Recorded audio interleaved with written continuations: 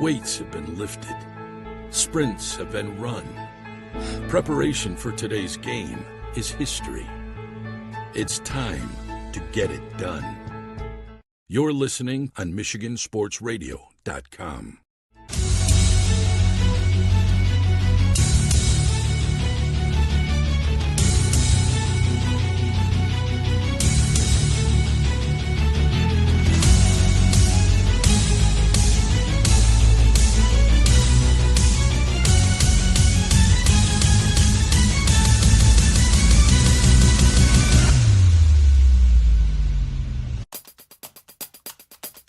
An amazing streak continues on the wrestling mat, and we're less than a week away from the start of a revamped hockey tournament. I'm John Ross, and this is This Week in High School Sports, powered by Michigan Student Aid. The MHSAA Ice Hockey Tournament bracket is set, and you'll notice some changes from last year's bracket. This year, the entire tournament is seeded using MPR. Each of the 3 divisions contains 8 regions with up to 8 teams in a region. The highest seeded team in a region will play the lowest seeded team, and so on. Last year, only the top 2 teams in each region were seeded. Also new this year, the teams will be reseeded following the quarterfinals. The Ice Hockey Seeding Committee will take all 4 semifinalist teams and reseed them 1 through 4. The 1 seed will play the 4, the 2 seed will play the 3, with the winners meeting in the finals. Last year, there was no reseeding at the semifinal level. The way divisions are broken up this year is also new. Standalone and co-op programs will be rank ordered by enrollment, but on separate lists. The top 1/3 from each list will make up Division 1, the middle third from each will be Division 2, and the bottom third from each list will comprise Division 3. This change is expected to rebalance the divisions, as Division 1 had been primarily made up of co-op teams in the past. Staying the same from past years, a coin flip will determine the home team for each game. The first regional games will drop the puck on February 20th. The semifinals are March 9th and 10th, with the finals on Saturday, March 11th. All of the semifinals and finals action from USA Hockey Arena in Plymouth will be available on the NFHS Network and the MHSAA Championship Radio Network. For brackets, scores, and more, be sure to check out MHSAA.com. Game balls this week go to Davison's Greg Lawson.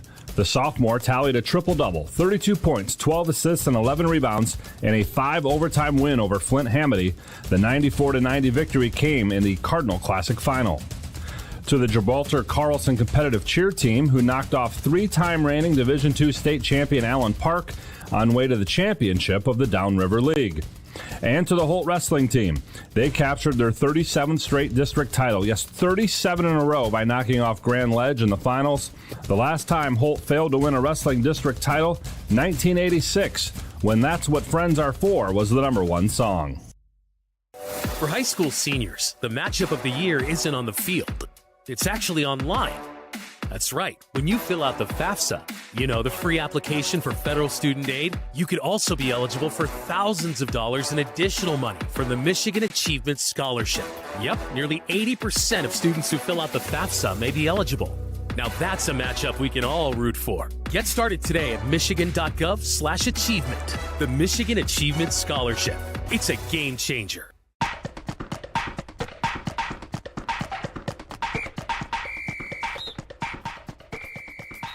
Our weekly Be the Referee feature takes a look at the fine art of officiating with registered official Paige Winnie.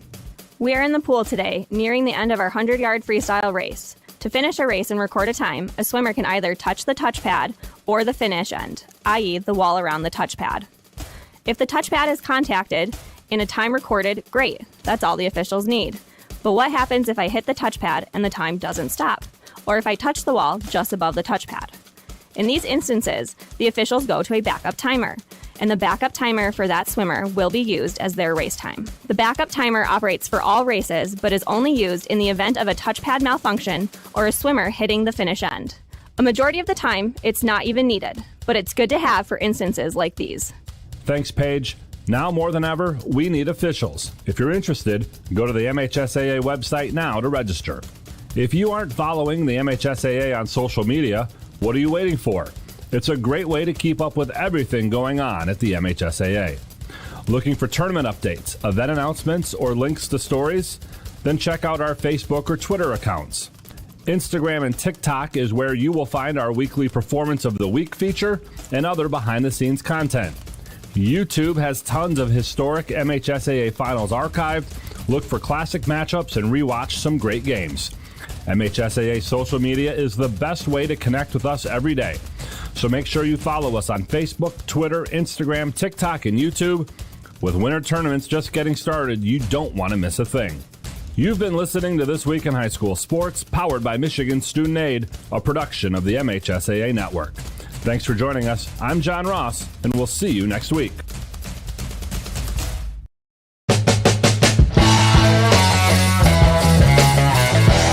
To head over the timeline to Gable. Gable straight to the basket. Elevates. Slams it down over top of Orbaugh. Won't get it. Ryan dribbles to the corner. 15 seconds to go. Ryan, Vanderjack up fake. Launches a three. Good. Oh my goodness. Out to the point. Throws him up. Innocent space. Shot scores. 2-goal lead for the Bulldogs. 4 unanswered. Giving on to Titus. Titus angles, pull up shot for the lead. Good! Brady Titus, a scream to the heavens after he knocks it down.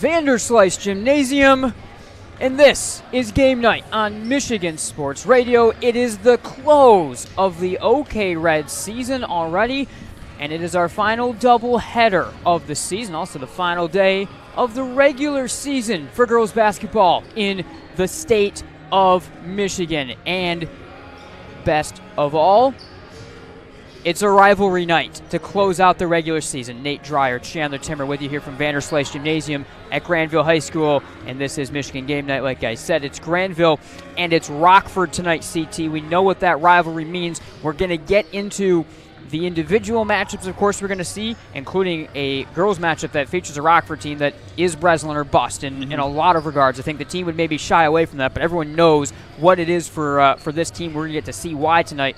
But you know how the last games went between these two teams, and Rockford taking care of business back in Ram Country pretty handily in both matchups. You know, the energy that comes in, no conference win at play tonight, which we thought all year long, the boys' side at least maybe would be there, but the emotions are going to be there. This is Grandville Rockford to close the regular season. It is senior night on the girls, for the Grandville girls as well. All of that comes up to play. Yeah, I think definitely this is one, when you first look over the schedule at the beginning of the season, this is one that immediately jumps out to you when you've got Rockford, of course, coming here to play at Vanderslice Gymnasium. For a while there in the boys' side, you're thinking there's going to be an OK Red Conference title on the line. Both of these teams very good, not quite in first place as we close out the OK Red, but still tremendous matchups. The Rockford girls team, very impressive their last game before they start their playoff run, and of course the Grandville girls looking to get some momentum here as they're trying to close out the season with a win and have another matchup next week in their district opener. Yeah, this is the Scott Bates Farmers Insurance Agency pregame show, and I did just allude, CT, as we take a look at the Grandville girls going through their warm-ups, and you can see the special warm-up shirts, whites for the non-seniors and the maroons for the seniors. It is senior night tonight for Grandville, so you add all of the different emotions that come into it. Kind of a unique night where the girls have senior night, the boys don't. Obviously, you see that a lot of times with the year going 1 week later on the boys' side, then the girls' side, but still the final Friday night for both. You know, it's a rivalry game. It's Rockford. You're going up against, again, the best team arguably in the state of Michigan, a team that's going to be looking for a state championship in Division I that was at the Breslin a year ago. We had coverage at the Breslin a year ago of them.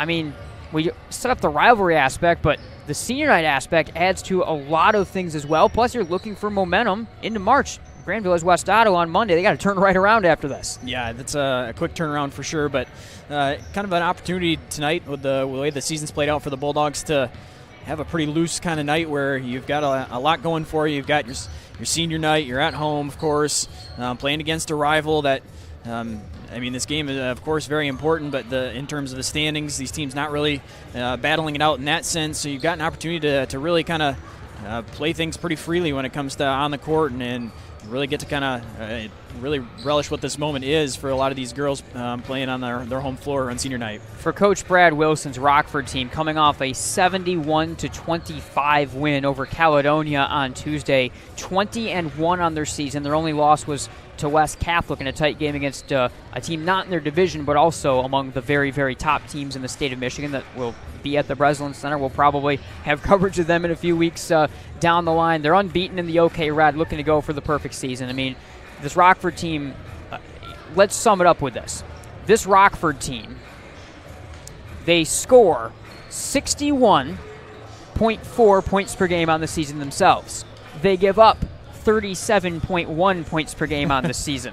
They play with speed on all ends of the floor. This is as unstoppable and as good of a girls basketball team as we've seen in I was going to say a long time, but probably since Hudsonville won the D1 championship 2 years ago. Yeah, I mean, the OK Red's been kind of pumping out teams that have been really dominant forces in D1 basketball on the girls' side for sure. And I think this Rockford team, they don't just they've only with the one loss. They don't just not lose very often. They dominate teams. They're winning. They're winning big. And I mean, you look at some of the scores. There's some games that the opposing teams, it's right around single digits, maybe 10, 11, 12 points. A lot of games like that. But it's a lot of games too where they're doubling teams up. They're 60-30. They've got teams 71-25. 71-25 teams where they're just 30, 40 points ahead, and it's domination from the start. Yeah, no, it's really impressive what Coach Wilson's team has done this year. Again, and a team that has been building to this, yes, but they were all the way to the Breslin, had a chance to beat West Bloomfield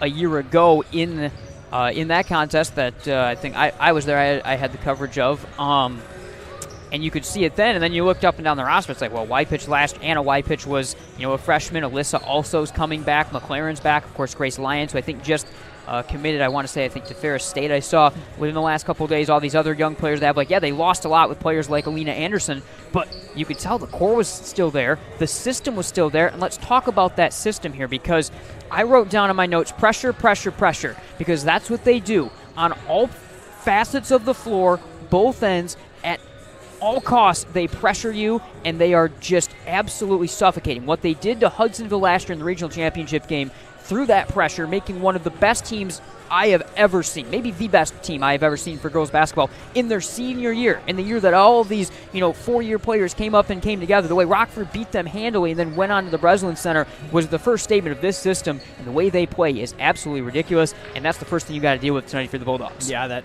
win against Huntsville really just goes to show you the kind of havoc that it creates. You've got experienced ball handlers for Hudsonville last year, ones that have all the experience in the world and going on playoff runs of their own, and you throw some of this pressure at them that's just nonstop in your face all the time, and you can force the best of them into a lot of mistakes and get teams really sped up, force them into a lot of turnovers, more than they're normally committing, and before you know it, the team is very uncomfortable. Yeah, we've got a lot still to get to here on the Scott Bates Farmers Insurance Agency pregame show, but of course, as we just alluded to, it is almost March, so we're going to quick step aside. We're going to take a bit of a teaser look at March and get back to it right after that Grandville-Rockford rivalry night to close out the OK Red season.